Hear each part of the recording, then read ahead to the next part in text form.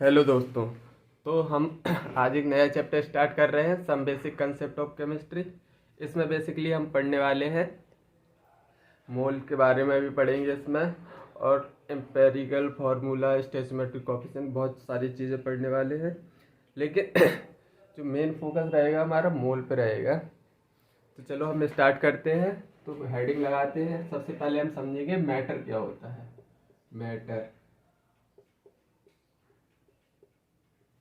Matter क्या होता है?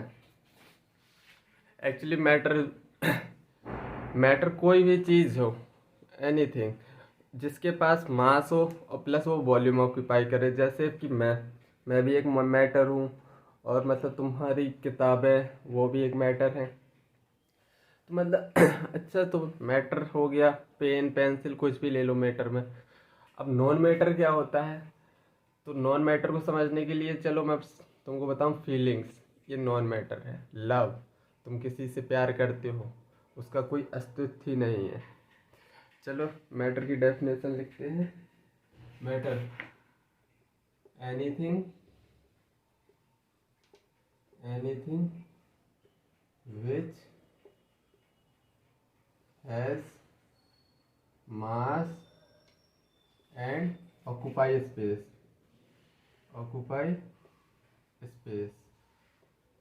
उसको हम मैटर बोलते हैं। मैटर को हम फर्दर डिवाइड करेंगे। मैटर को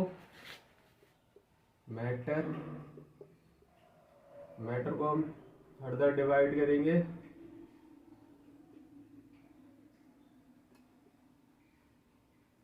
पहला डिवाइड होता है फिजिकल स्टेट में। फिजिकल स्टेट में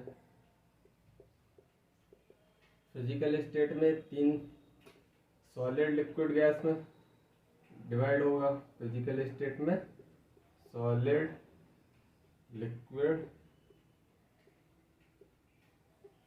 गैस।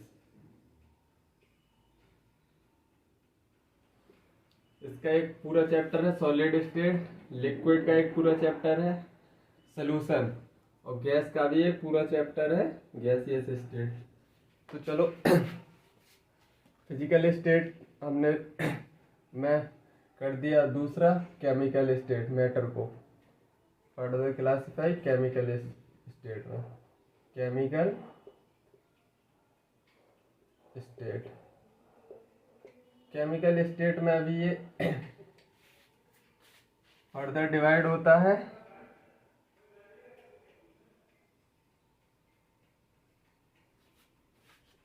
प्योर सब्सटेंस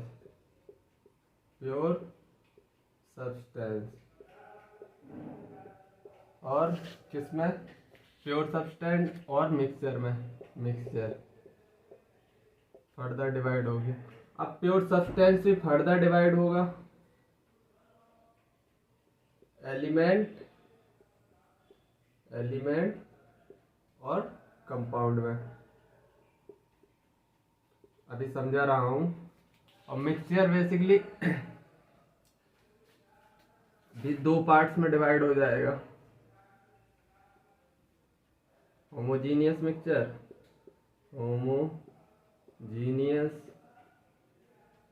मिक्सचर और दूसरा heterogeneous mixture.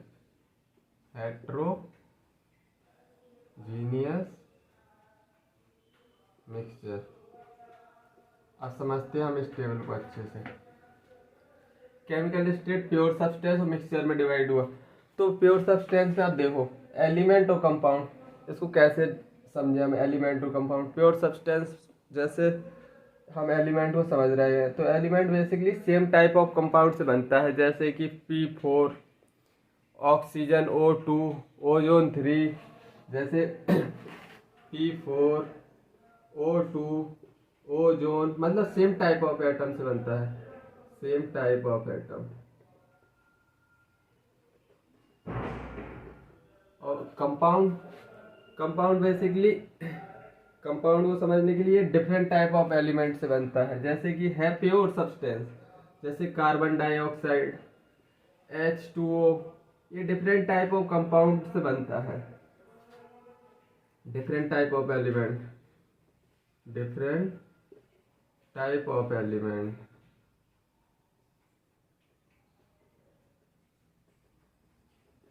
Different type of elements. अब होमोजीनियस मिक्सचर क्या होता है, मिक्सचर को समझे तो आई थिंक एलिमेंट और कंपाउंड में तुमको डिफरेंस समझ में आया होगा। Element basically same type of atom से बनता है, जबकि molecule different type of atom. जैसे कि एग्जांपल देखो P4 ओजोन, इसमें सेम टाइप ऑफ एटम है ना, पी के। ऑक्सीजन ऑक्सीजन के, मतलब ये प्योर सब्सटेंस में एलिमेंट में मतलब same type of atom. Ozone oxygen oxygen oxygen. ऐसे ही कंपाउंड में डिफरेंट टाइप ऑफ एटम आ गए। देखो carbon dioxide, carbon H2O, 2 hydrogen है, 1 ऑक्सीजन है। आई थिंक इतना क्लियर हुआ होगा। चलो होमोजीनियस मिक्सचर समझते। होमोजीनियस मिक्सचर बेसिकली वो मिक्सचर होते हैं जिनका कंपोजिशन सेम होता है। जैसे same composition through out the mixture, same composition through out solution. जैसे कि एग्जाम्पल से समझा रहा हूं, शुगर प्लस वाटर। पानी को ले लो, उसमें चीनी घोल दो, तो क्या फिर वो सलूशन बनेगा? उसमें पता चलेगा कि नहीं ये शुगर है, इधर इधर पानी है, इधर शुगर है, इधर पानी है? क्या ऐसा पता चलेगा? मतलब यूनिफॉर्म कंपोजिशन बन गया। मतलब अब उसको हम नहीं देख सकते कि मतलब इसमें शुगर कहाँ है, पानी कहाँ है। तो मतलब इसको बोलेंगे हम होमोजीनियस मिक्सचर। अब हेट्रोजीनियस में डिफरेंट कंपोजिशन होता है through out mixture, different composition through out mixture. मैं ज़्यादा डिटेल में नहीं लिखवा रहा हूँ, बिल्कुल ये बेसिक इंट्रोडक्शन है, ऐसे ही समझ लो। एग्जाम्पल दूं अगर इसका, तो सैंड प्लस वाटर। तो देखो हेट्रोजीनियस मिक्सचर में अगर तुम पानी में सैंड डाल दोगे तो तुम उसमें फाइंड कर सकते हो, उसमें डिफरेंट कंपोजिशन दिखाई देगा कि जैसे पानी ऊपर है सैंड नीचे है। तुम आराम से देख के बता सकते हो कि ये पानी है ये सैंड है। तो मतलब ये हेट्रोजीनियस कंपोजिशन में, इसमें composition through out the mixture same नहीं होता, डिफरेंट कंपोजिशन होता है। आई थिंक तुमको इतना समझ में आया होगा। चलो थोड़ी और आगे बढ़ते हैं आप।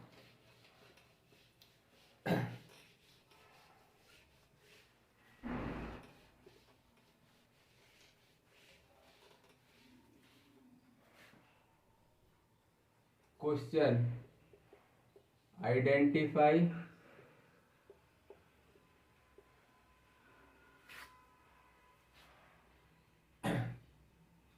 Compound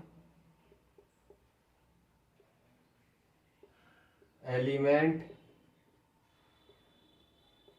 and mixture. जैसे पहला example P4, B option ozone, C option H2O, D option air, E option blood, F ले लो मिल्क। अब बताओ, फिर एफ जी ले लो, H2SO4, कुछ भी ले लो। अब बताओ इसमें आइडेंटिफाई करो एलिमेंट को भी, कंपाउंड मिक्सचर्स बताओ। देखो P4 सीधा दिखाई दे रहा है, ये क्या है? P4 एलिमेंट है बेसिकली। एलिमेंट है, सेम टाइप ऑफ एटम से बना है, P तो मतलब ये एलिमेंट है, एलिमेंट। और ओजोन क्या है? Ozone same type of element से बना है बेसिकली यार। ओजोन ऑक्सीजन ऑक्सीजन ऑक्सीजन से ही तो बना है, तो ये भी क्या है? एक एलिमेंट है। H2O different type of atom आ गए इसमें, तो क्या बनेगा ये? कंपाउंड।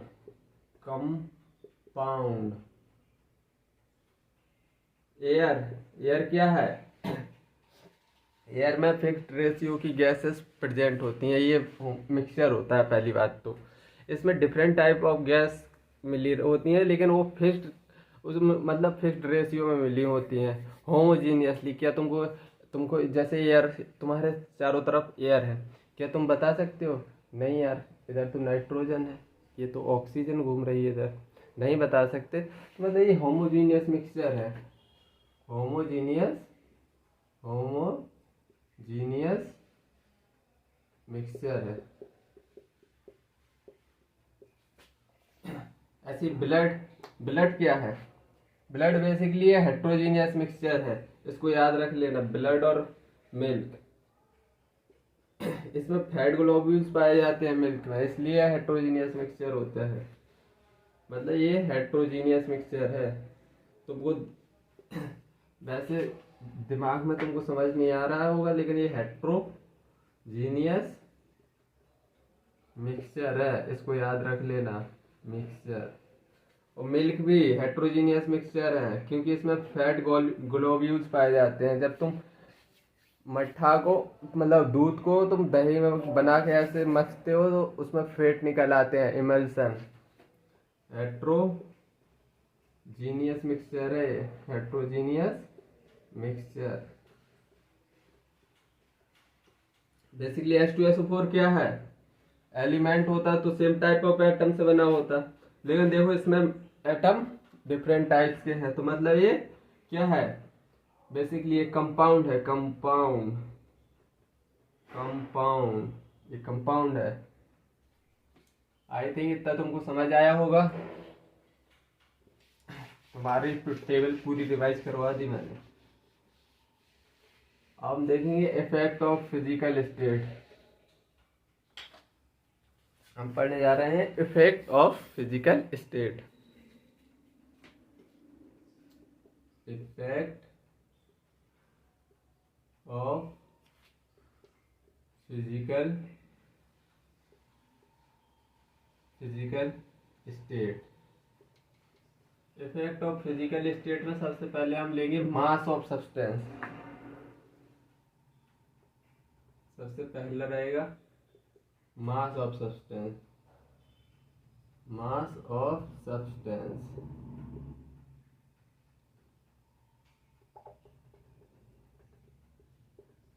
मास ऑफ सब्सटेंस, तो इसमें मैं तुमको अभी एग्जाम्पल से समझा दे रहा हूँ, एग्जाम्पल से। चलो एग्जाम्पल लेते हैं। 20 gram sodium solid, 20 gram sodium solid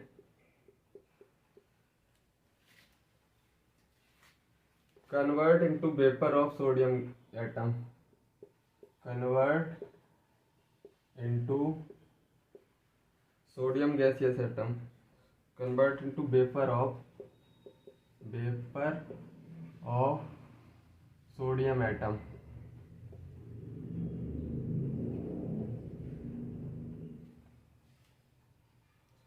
What is mass in gram? What is mass in gram of Na of sodium gas is there?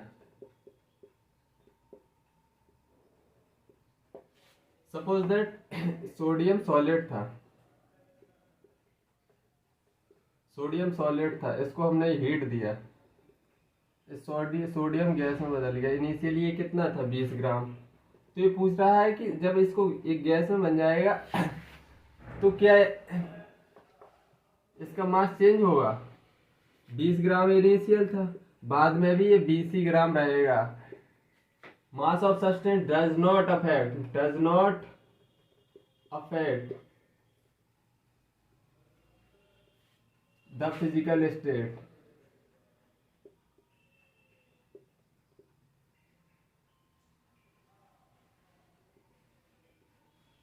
Of substance.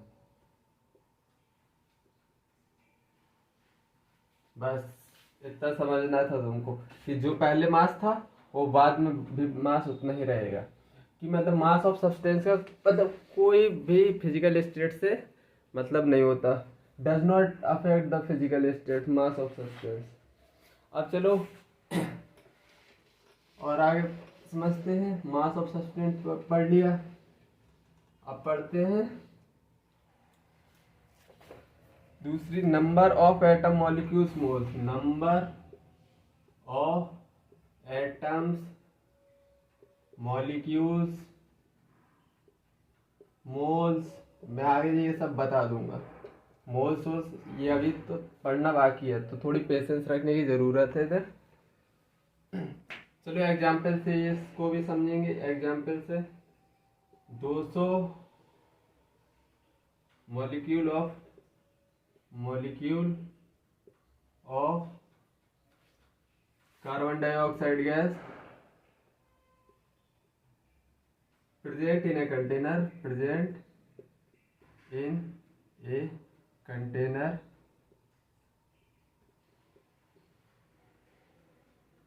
if carbon dioxide get converted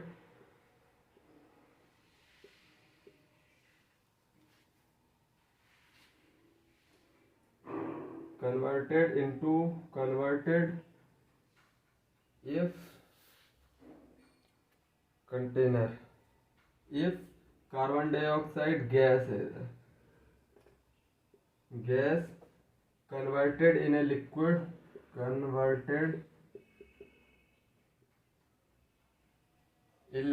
carbon dioxide in liquid carbon dioxide, how many molecules of liquid, how many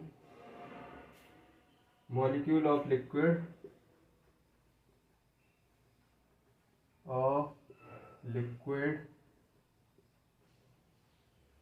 carbon dioxide is present।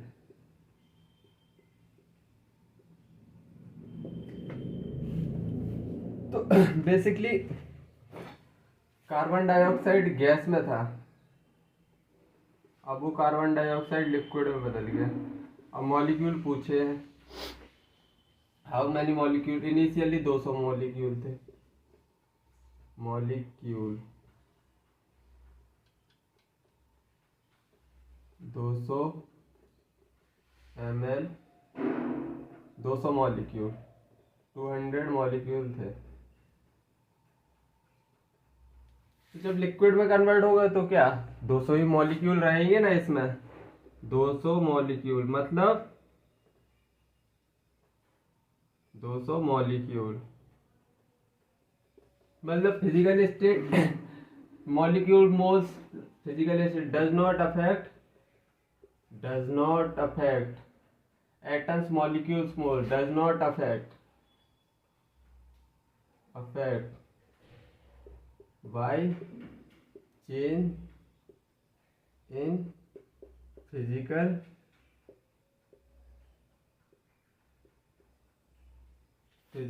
state। देखो ना, पहले 200 molecule थे, बाद में भी 200 molecule थे, तो ये भी इफेक्ट ऑफ फिजिकल स्टेट में ये भी कोई अपना इफेक्ट नहीं दिखाता है। अब देखो हम तीसरी बात पढ़े, वॉल्यूम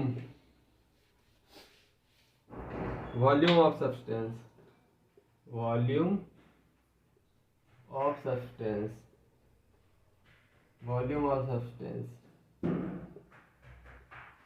क्या ये फिजिकल स्टेट चेंज होने पर दिखाएगा। देखो इसको बताऊं, सबसे पहले तुम सॉलिड बर्फ का टुकड़ा ले लो, अब उसको तुम लिक्विड में कन्वर्ट करो तो थोड़ी और ज़्यादा स्पेस घेरेगा, फिर तुम उसको गैस में कन्वर्ट करो तो और ज़्यादा, मतलब कि volume of substance physical state पे मतलब इफेक्ट कर रहा है। Physical state on changing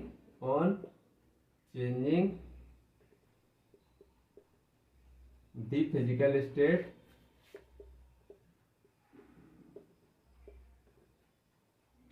physical state volume of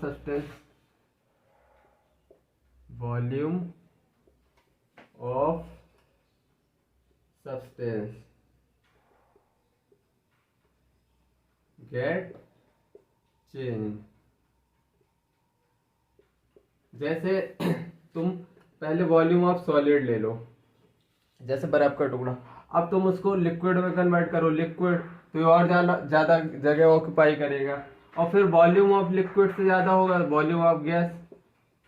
अगर तुम उसको पानी को आइस में कन्वर्ट कर दो तो ये वॉल्यूम ऑफ सॉलिड थोड़ा कम स्पेस घेरेगा। अगर उसको तुमने लिक्विड में कन्वर्ट कर दिया और ज़्यादा स्पेस घेरेगा। अगर गैस में तो वो तो पूरा मतलब जितना उसको स्पेस मिलेगा उतने में घेरेगा अपने, मतलब गैस यही तो होता है कि मतलब जितना ज़्यादा उसका वॉल्यूम होता है वो उतनी एक्सपेंड करती है। तो मतलब ये volume of substance physical state को चेंज करता है, फिजिकल स्टेट पे डिपेंड भी करता है। अब हम पढ़ेंगे एक छोटा सा term atomicity.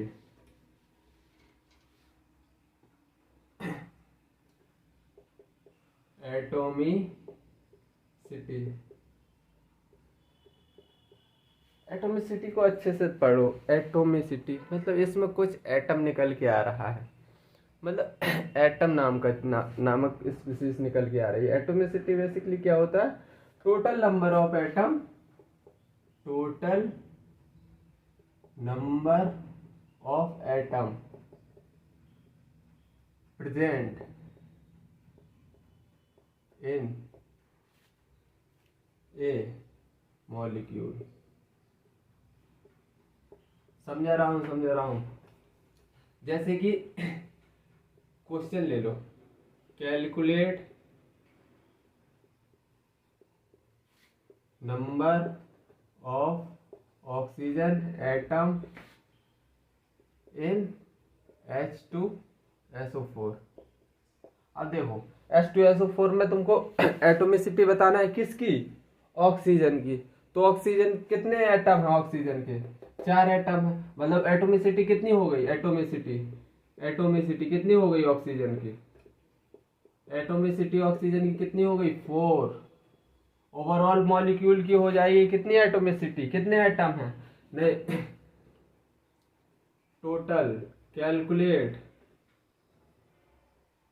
Calculate total number of atom in H2SO4। अब पूरे मॉलिक्यूल की एटोमिसिटी बताओ, कितने एटम से बना है? एटोमिसिटी कितने हैं एटम? 2 3 4, 2 + 1 3 4 7 एटम है टोटल। अब चलो एक और बता दो, calculate atom number of sulphur atom in H2SO4।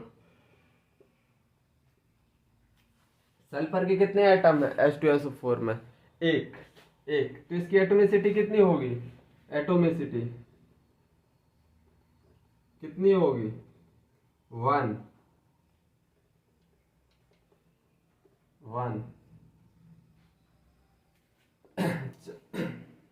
चलो एटोमिसिटी में एक चीज फॉर्मूला और लिखवा रहा हूं।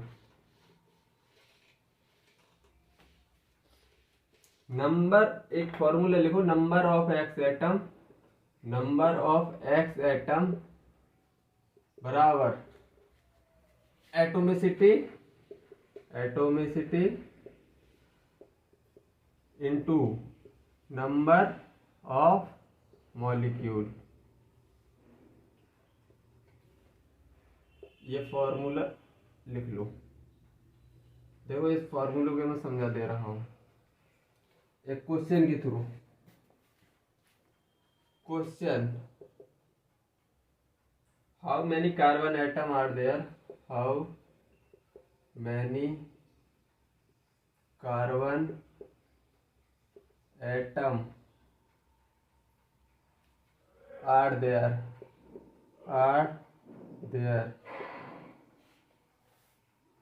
in 10 molecules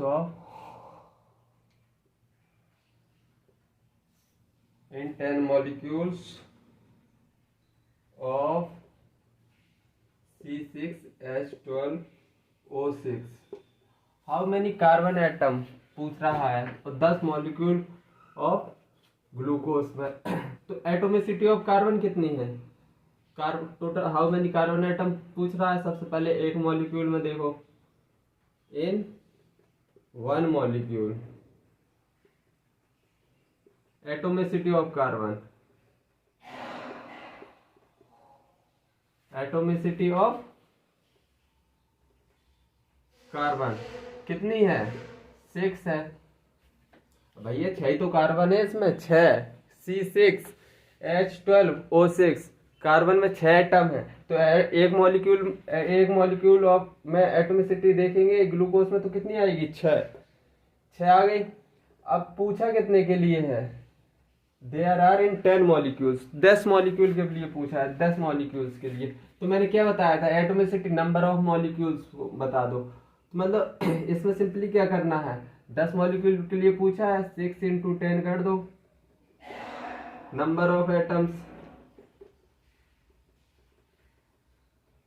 ये ऊपर ही फॉर्मूला चिपकाया था तुमको, एक के लिए पता चल गया, 10 के लिए 10 मल्टीप्लाई कर, 20 के लिए होता 20 से मल्टीप्लाई कर दो, मतलब ये 60 आंसर। अगर 20 मॉलिक्यूल होते तो 20 का मल्टीप्लाई कर देते तो आता 120 आंसर। आई थिंक तुमको इतना समझ में आया होगा।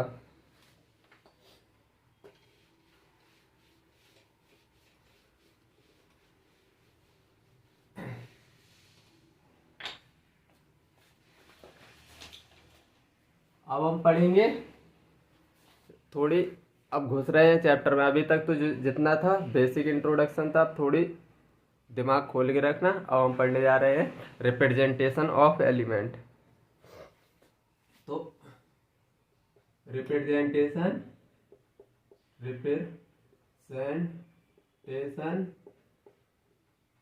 Of element.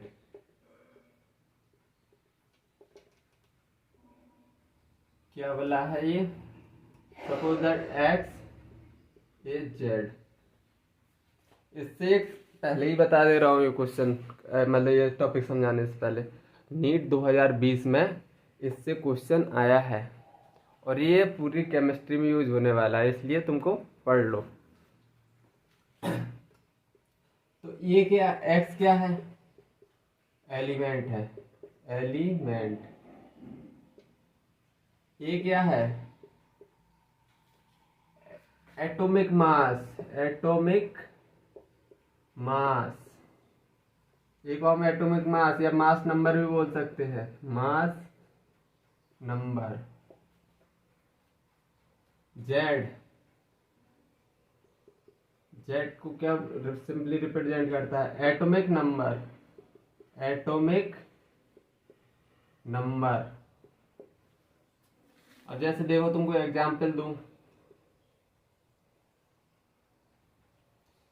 कैलकुलेट नहीं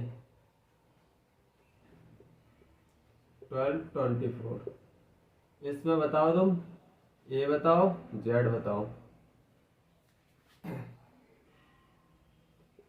हाइड्रोजन, इसमें तुम ए बताओ, जेड बताओ। फ्लोरीन 19 नहीं, बताओ इसमें भी ए बताओ, जेड बताओ। ये बेसिकली क्या है? एटॉमिक मास, मतलब मास नंबर। मास नंबर इसका कितना है? 24। ए जेड बताओ, एटॉमिक नंबर कितना है? 12। इसका एटॉमिक मास बताओ कितना है? 2। एटॉमिक नंबर कितना है? 1। मैं बिल्कुल जीरो से बिल्कुल थोड़ी थोड़ी एक एक चीज बढ़ा रहा हूँ। एटॉमिक मास कितना है? 19। Z atomic number 9। I think तुमको ये जेड लिखना आ गया होगा।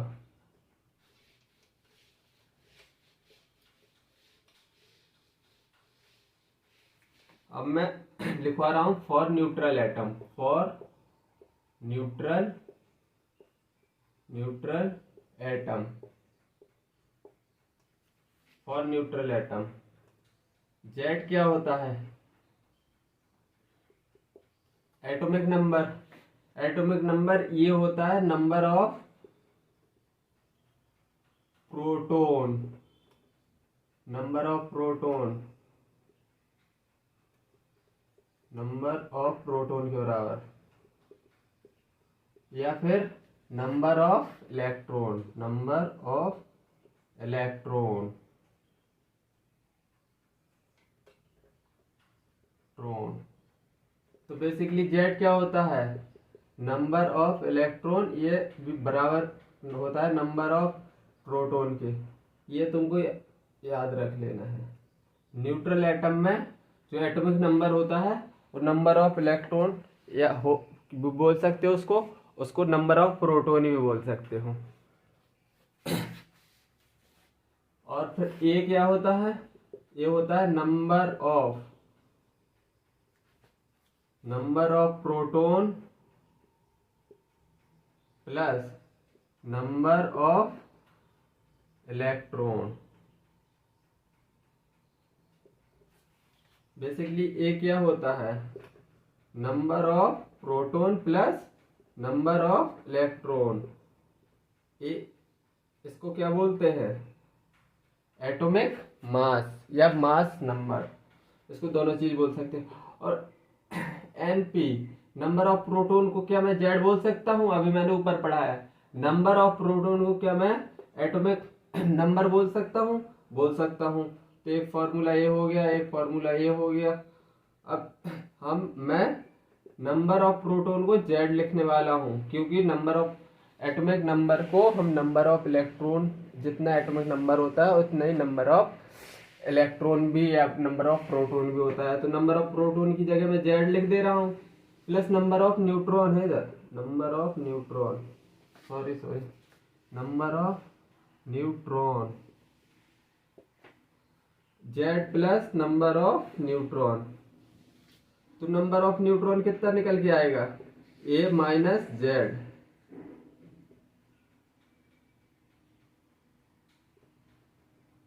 ये तुमको तीन चीजें याद रखनी है। अब चलो तुमको प्रैक्टिस करवा दे रहा हूं।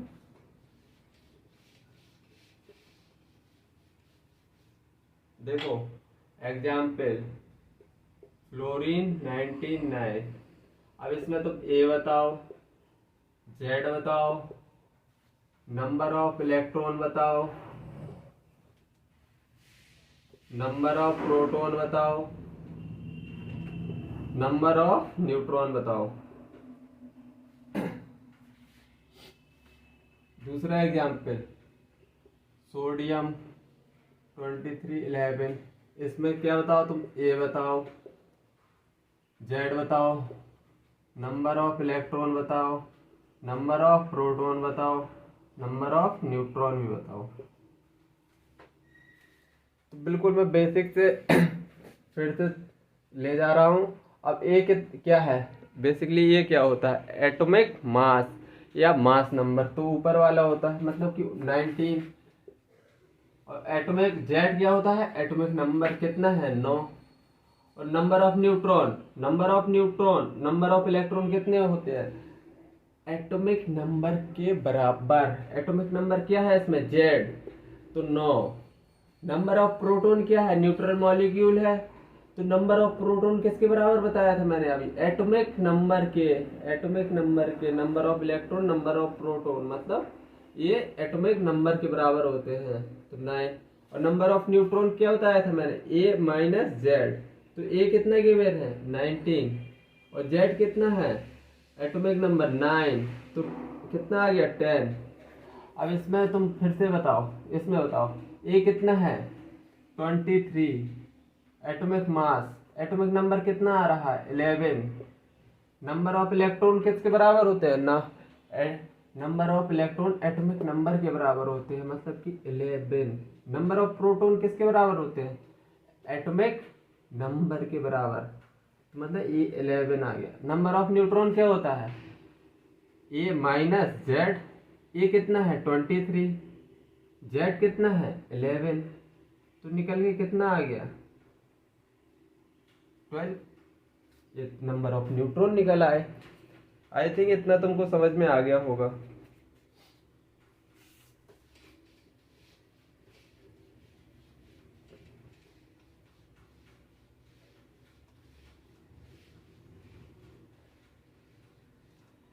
अब पढ़िए एनायन क्या होते हैं। एनायन, अब हम एनायन कैटायन, अब हम चार्ज स्पीसीज पे घुस रहे हैं। Anion, these are charged species, these are charged species, charged species formed by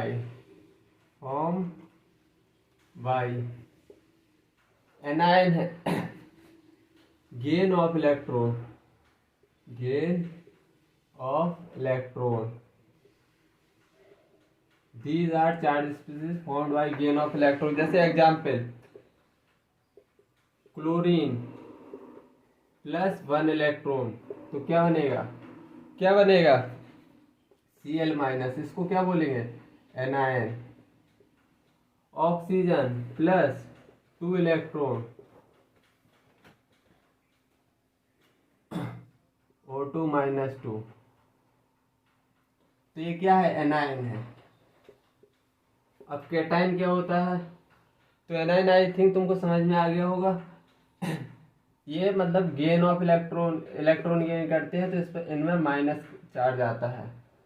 भिखारी, अगर तुम किसी से कुछ चीज ले रहे हो तो तुम्हारे अंदर कर्जा बन रहा है, मतलब कि तुम निगेटिव होते जा रहे हो, निगेटिव, इसलिए इसने एक इलेक्ट्रॉन लिया है।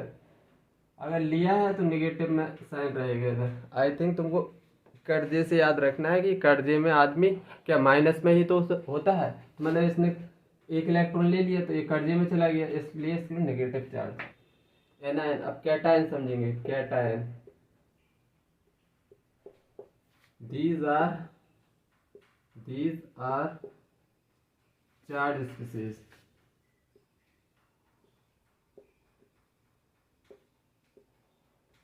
formed by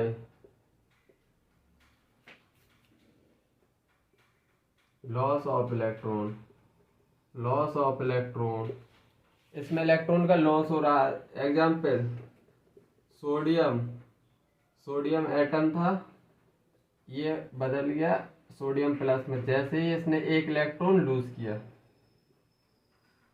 देने वाला तो भाई पॉजिटिव होता ही है, देने वाला मतलब देने वाला क्या है, सोडियम, ये तो पॉजिटिव में जाएगा ही, और ऋण लेने वाला नेगेटिव में जाता है। जैसे मैग्नीशियम, तो मैग्नीशियम अगर 2 इलेक्ट्रॉन दे देगा तो +2 आ जाएगा, +2 इलेक्ट्रॉन, इसने लॉस ऑफ इलेक्ट्रॉन में। आई थिंक एनायन कैटायन तुमको बहुत अच्छे से समझ में आ गए होंगे। चलो अब क्वेश्चन भी करवा दे रहा हूँ।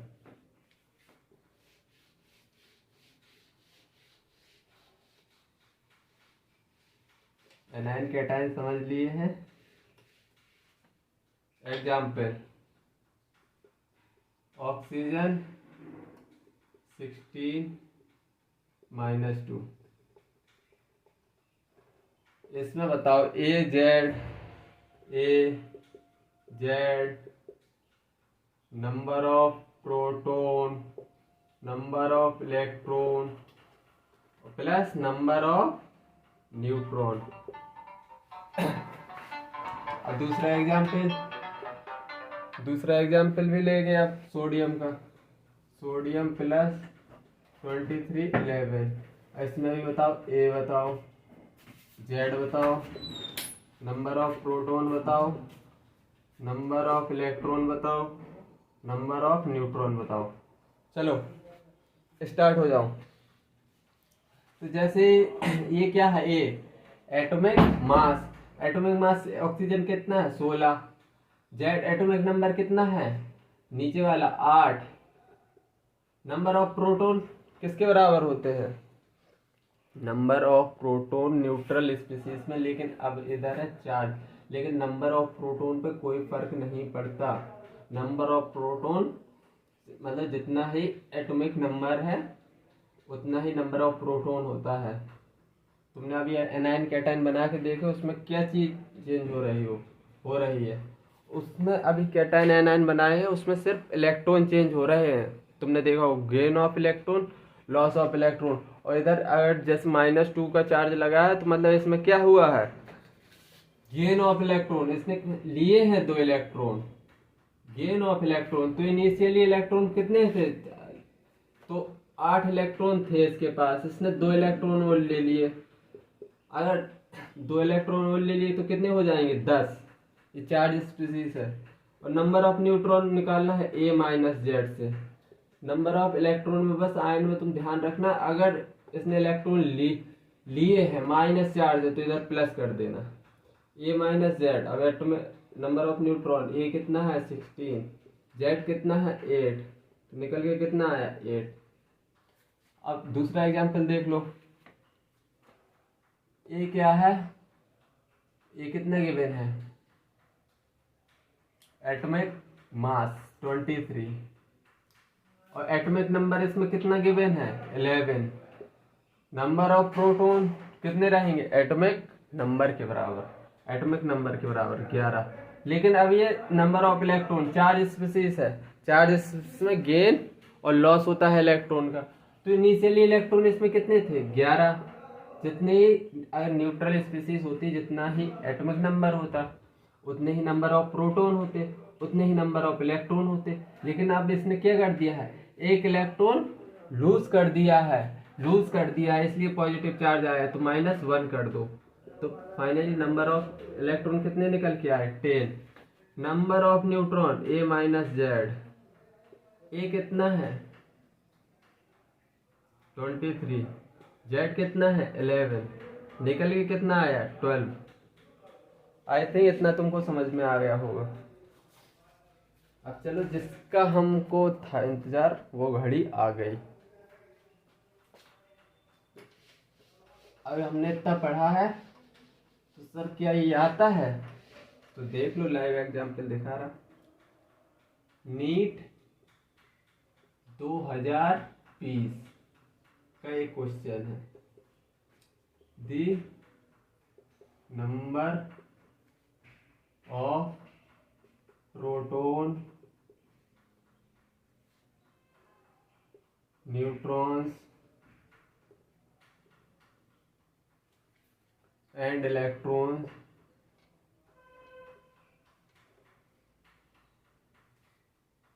in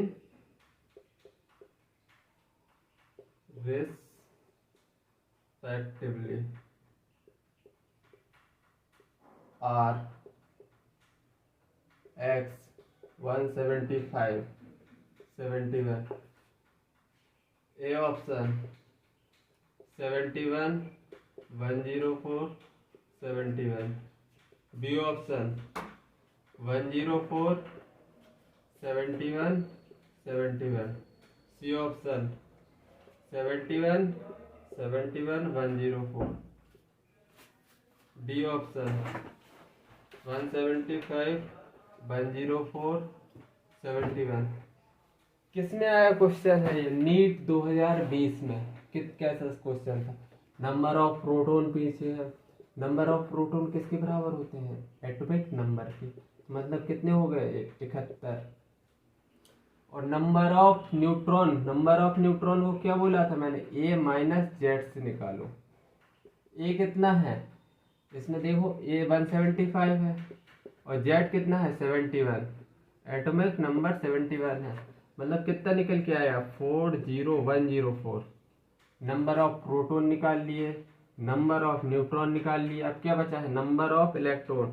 नंबर ऑफ इलेक्ट्रॉन किसके बराबर होता है एटॉमिक नंबर के, क्योंकि न्यूट्रल स्पीसीज है, इसमें चार्ज दिखाई दे रहा है क्या, नहीं दिखाई दे, तो मतलब एटॉमिक नंबर के बराबर। एटॉमिक नंबर अब कितना है जेड, जेड कितना है 71। तो इसका फाइनली तीनों चीजें निकालनी, 71 104 71, 71 104 71, मतलब ए आंसर आया। नीट 2020 का क्वेश्चन था।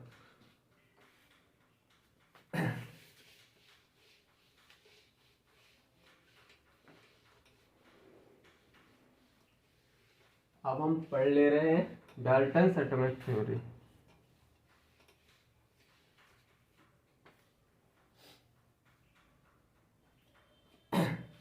तो Dalton's atomic theory, Dalton's atomic theory, Dalton's atomic theory ने बोला था बेसिकली मैटर होता है वो बहुत ही छोटे छोटे पार्टिकल से बना होता है जिसको हम तोड़ नहीं सकते, तो इसने उसको एटम बोला था। मतलब पहला, matter is consist of very small individual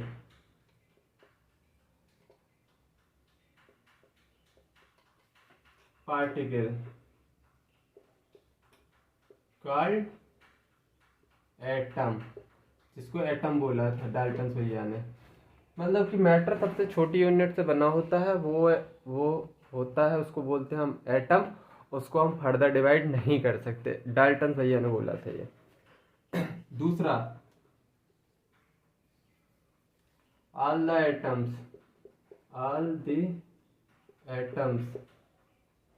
of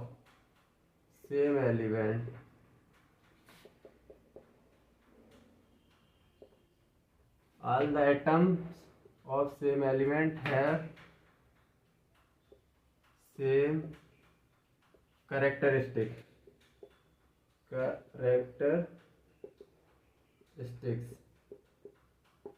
like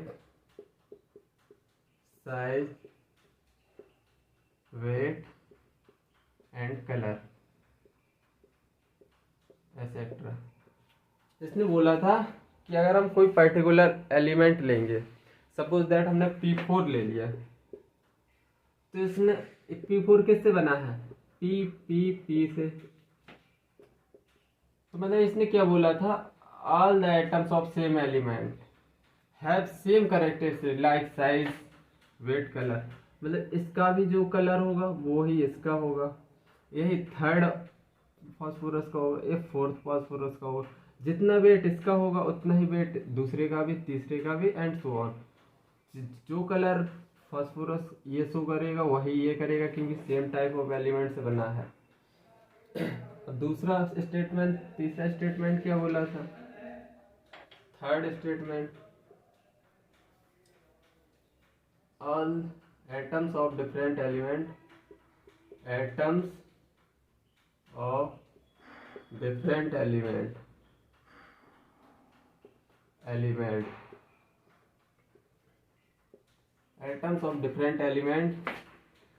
have different characteristics, different identity, like size, weight, colour.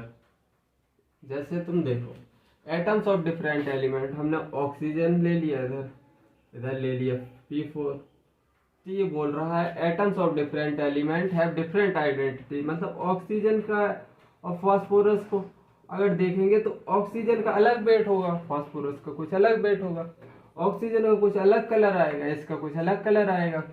मतलब इसने सिंपली इसी पहले पॉइंट को थोड़ी अलग वे में लिख दिया।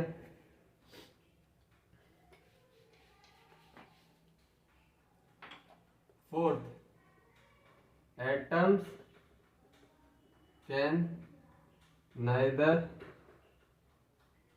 Created, 4 atom in a chemical reaction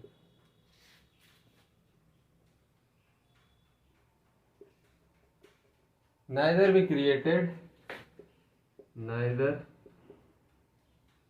be created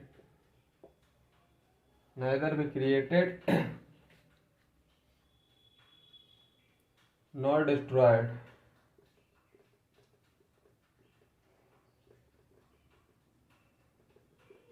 but reorganization takes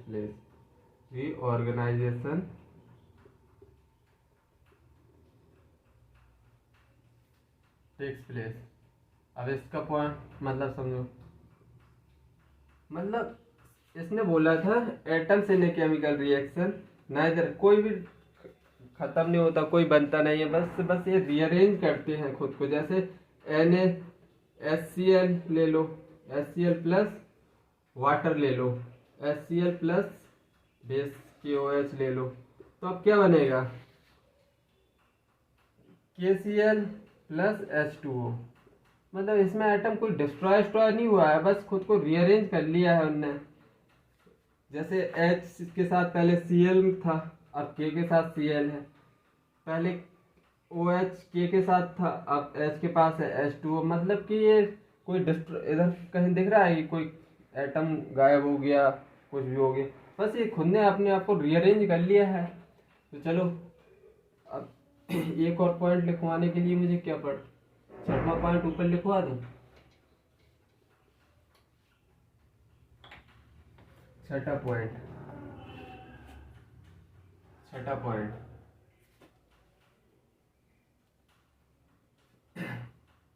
when the atom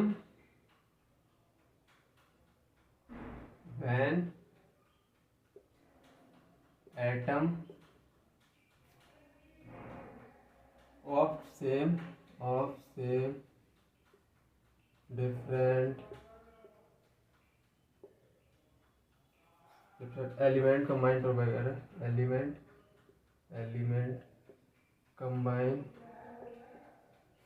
together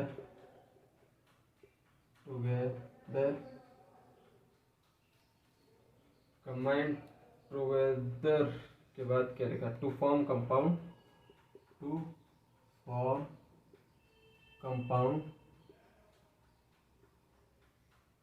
they combine in fixed ratio,